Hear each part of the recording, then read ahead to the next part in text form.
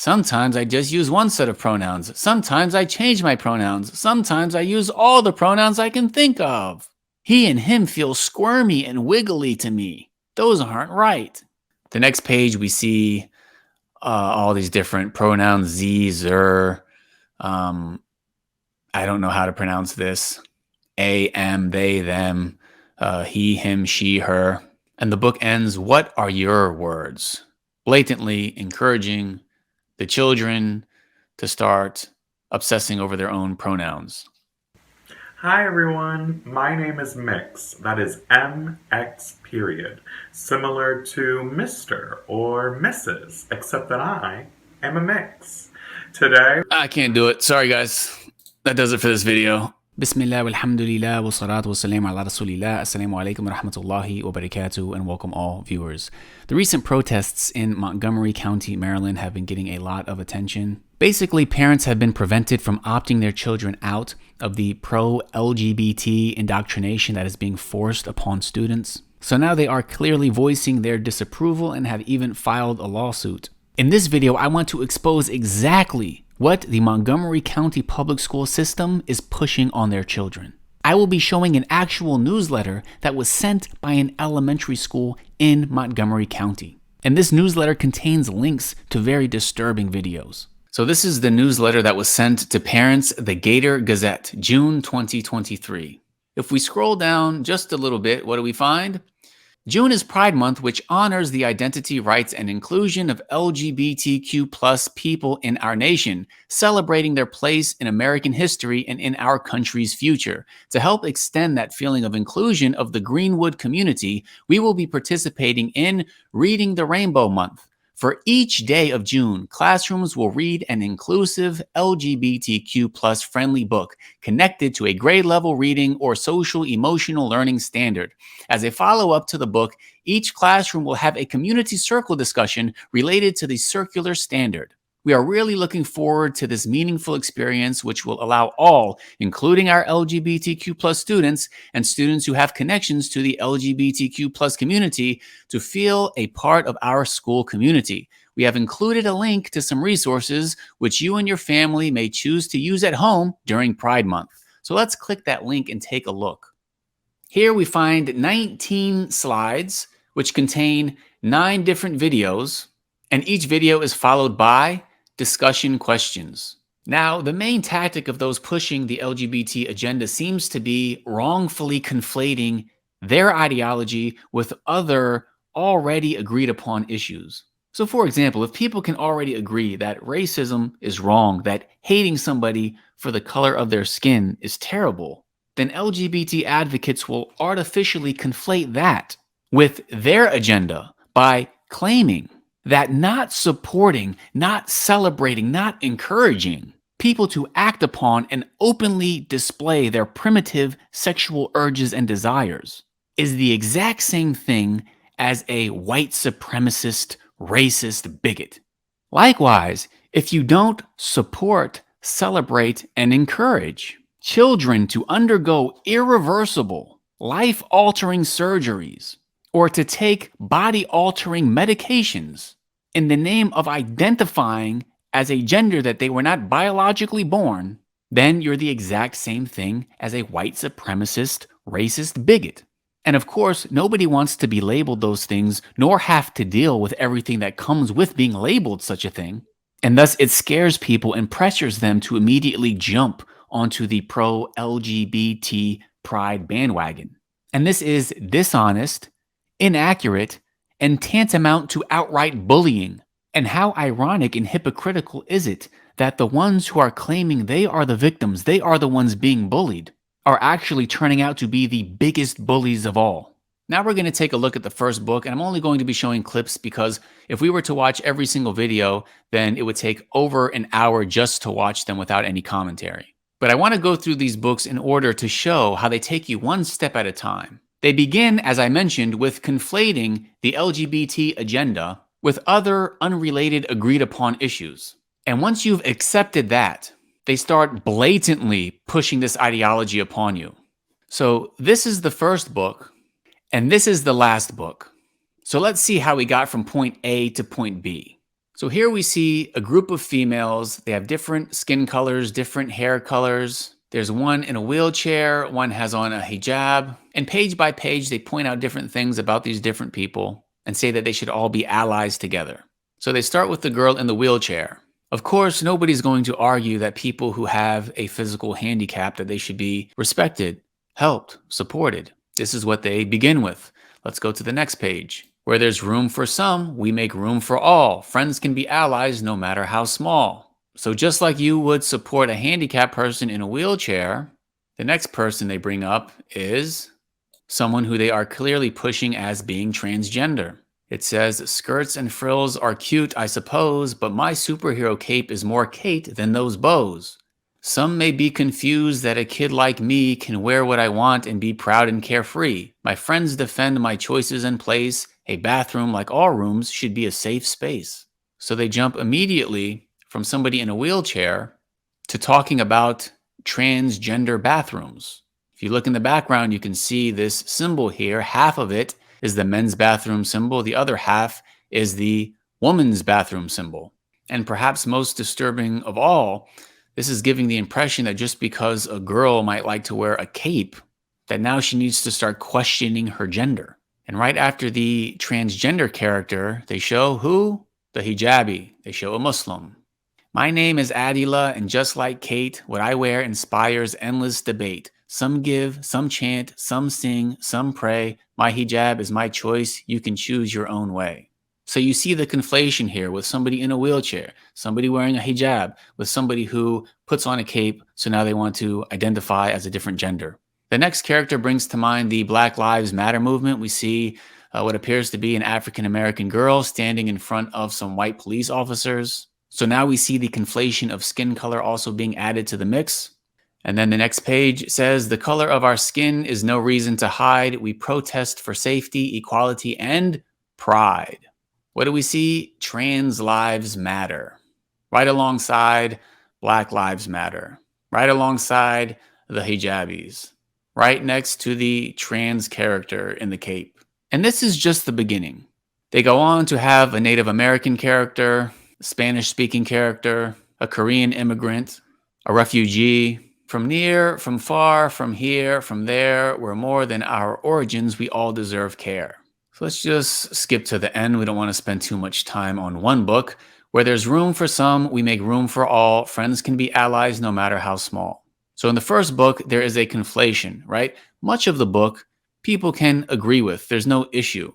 However, somebody being in a wheelchair, somebody coming from a particular ethnic background or particular country, somebody deciding to cover their hair in public, these things are not the same as encouraging children to be transgender just because they might want to wear a cape or something.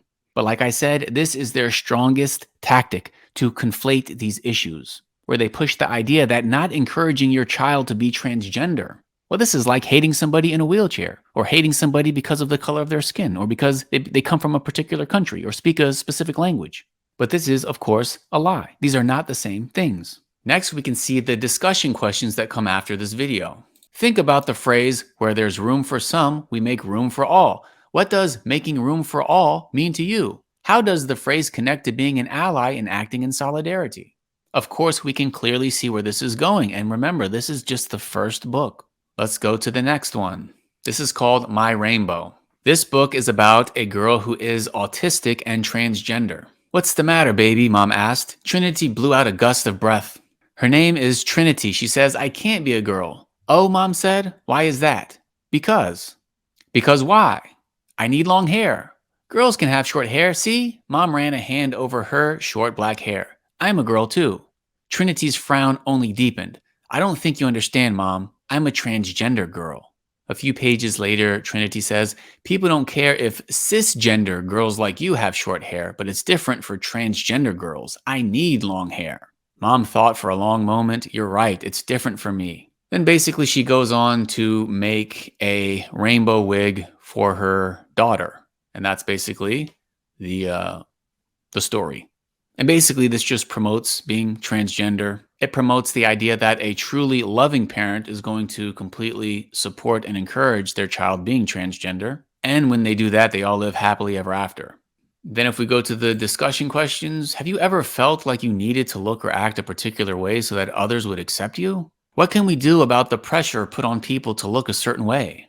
And then we get right into the third book, Uncle Bobby's Wedding. Now, this is obviously going to be about two men getting married to each other. It starts off, Bobby was Chloe's favorite uncle. And it goes on to just talk about how great of a guy he is, what a great uncle he is. They go to a picnic, and Uncle Bobby, he announces that he's getting married to his friend Jamie. And everyone's celebrating. Mama whooped and hugged him. Daddy shook hands with Jamie. Everyone was smiling and talking and crying and laughing. Everyone except Chloe. What's wrong with Chloe? Mama, said Chloe, I don't understand. Why is Uncle Bobby getting married? Bobby and Jamie love each other, said Mama. When grown-up people love each other that much, sometimes they get married. Now, this is another very important devious tactic that they use when it comes to artificial conflation, and that is likening homosexuality and people's sexual desires to love. These are two completely separate things. I've dealt with this in other videos. You can have a sexual relation with somebody and there be absolutely no love. And you can also love somebody and have absolutely no sexual relation with them. But this is another very devious tactic that they use to push their agenda. Because why would anybody be against love? Chloe found Uncle Bobby sitting on a swing. Why do you have to get married? She asked. Jamie and I want to live together and have our own family, said Bobby. You want kids? Only if they're just like you, said Bobby.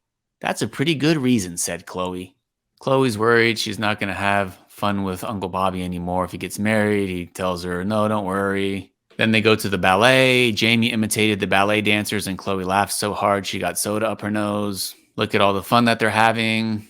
I wish both of you were my uncles, said Chloe. Well, you're getting your wish, said Jamie. When we get married, I'll be your uncle too. So then they have this big wedding. That was the best wedding ever, said Chloe. I think so too, said Uncle Jamie. And that brings us to the fourth book, Sharice's Big Voice.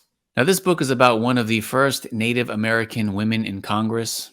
The main thing I noticed regarding this book being LGBT inclusive is the fact that this individual brings up the fact that she's a lesbian. That's something that she could have just left out. However, that would defeat the whole point of this agenda. She says, they thought I couldn't win based on what I look like, who I love, and where I started.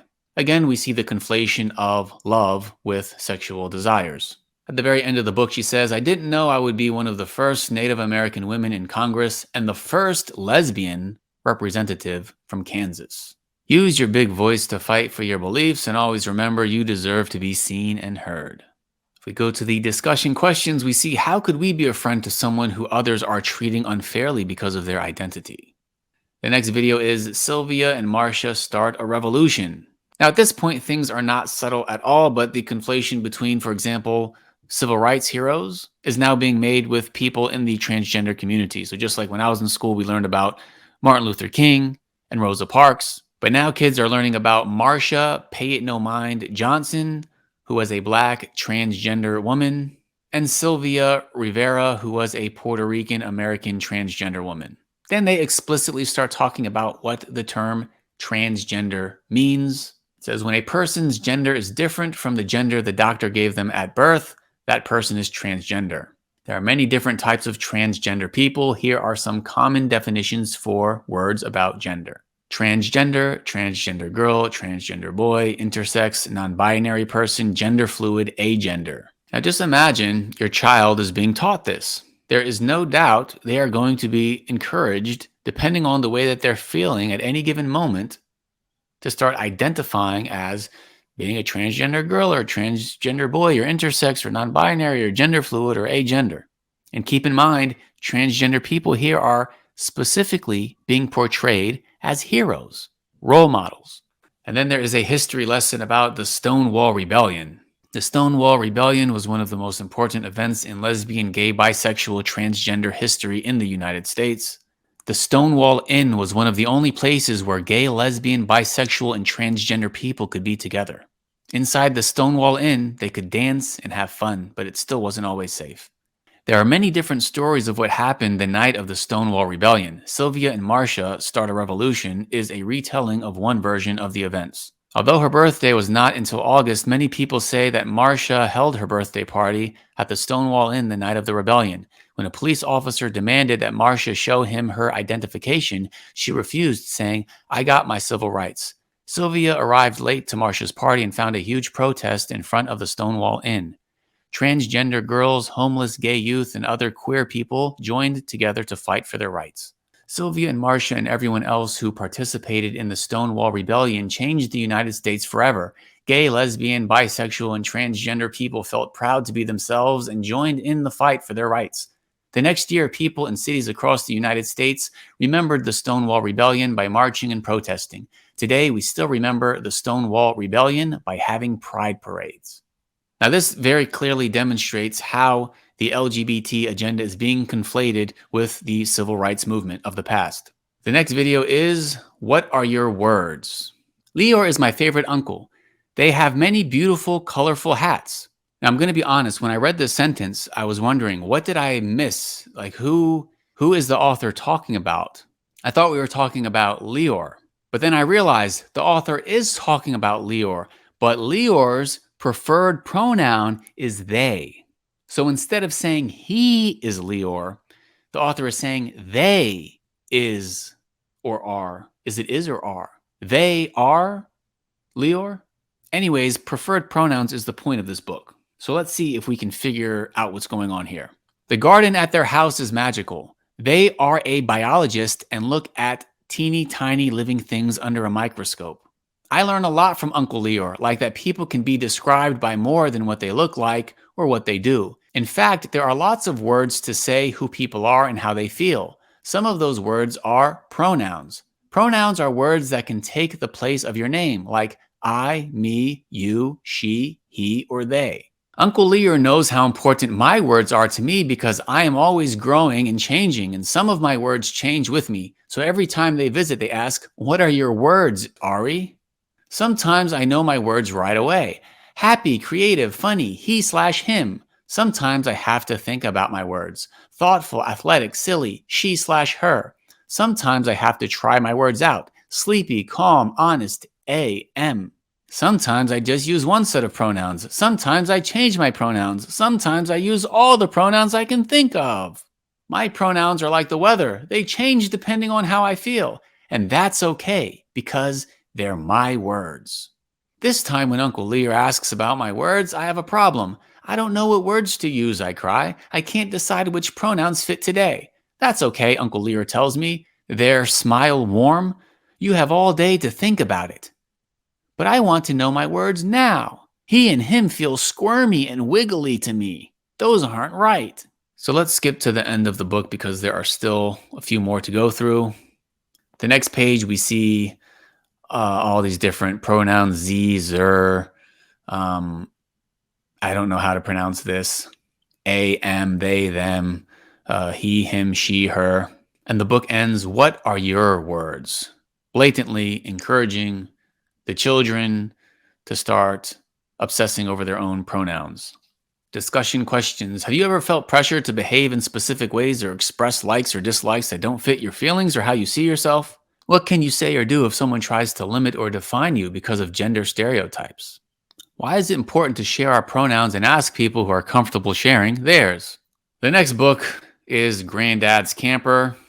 I'm honestly exhausted at this point, and I hope that the point has already been made. If we just breeze through it real quick, it looks like a normal book. You got a girl, she goes to her granddad's house, but quickly it becomes apparent that Granddad was married to another man.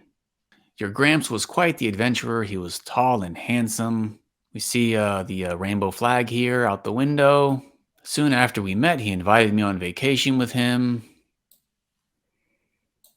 He just reminisces on his life with his husband. They used to travel all over the place and have adventures together. All right, so there's 2 books left. Second to last is When Aidan Became a Brother. Now, by the way, all of these are videos that are read out loud. I've just been skimming through them, but this one doesn't have any text to read, so I'll just play some of it, I suppose. When Aidan was born, everyone thought he was a girl. His parents gave him a pretty name.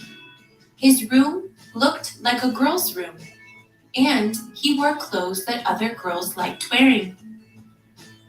But as Aidan got bigger, He hated the sound of his name. He felt like his room belonged to someone else. And he always ripped or stained his clothes accidentally on purpose. Everyone thought he was just a different kind of girl. Some girls had rooms full of science experiments and bug collections. Lots of girls didn't wear dresses. But Aidan didn't feel like any kind of girl. He was really another kind of boy. It was hard to tell his parents what he knew about himself, but it was even harder not to. It took everyone some time to adjust, and they learned a lot from other families with transgender kids like him. All right, I think you get the point. As Aidan got bigger, what did he realize about himself? How did he explore different ways of being a boy? And now we have the grand finale. This is the final video, this day in June. If you made it this far, may Allah bless you. I did not watch this video yet, so let's see what we have. Hello, my name is Crystal and I'm part of the Miami Children's Museum Theater Troupe. Now today we're going to be doing a very special story time, and it's part of our Rainbow Families Month. We're going to be celebrating diversity in families and children. And we have tons of fun activities planned, and it's all about supporting and celebrating our LGBTQ families and children in our community. So today you're going to meet a very special friend of mine called MX. And she is from Chicago, which is so far away, and she is a drag queen. Now, I bet you're wondering, what's a drag queen? Well, a drag queen or king is someone that does physical transformation, like changing their clothes, like costumes or makeup, or the way they walk or talk, to entertain people and ask the question, what does it mean to be a girl, a boy, neither, or both? So MX is so fun. She's a life of the party. She has so much caffeine. She has tons of energy, like me. And she's going to be reading a story for you today. She's like everyone's favorite Tia. You're gonna love her. And the story is This Day in June by Gail E. Pittman. Enjoy. Hi everyone, my name is Mix, that is MX period, similar to Mr. or Mrs., except that I am a mix. Today what we are going to be reading is This Day in June by Gail E. Pittman, illustrated by Christina Litton. Now this day in June is about the one day that we have the Pride Parade.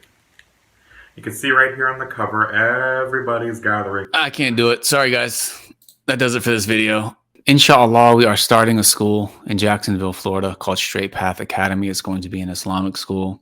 All that we need right now is financial support. Once we have fundraised enough, we're going to purchase a property. We already have a team of individuals who have experience running Islamic schools and have experience teaching. Inshallah, there will also be an online component. So even if you don't live in Jacksonville, Florida, you can still benefit. And of course, you will be rewarded by Allah for contributing to such a cause. Please take your children out of public school. Please prioritize Islamic school. Allah knows best. Thank you for watching. JazakumAllahukhairan. Wassalamu alaikum wa rahmatullahi wa barakatuh.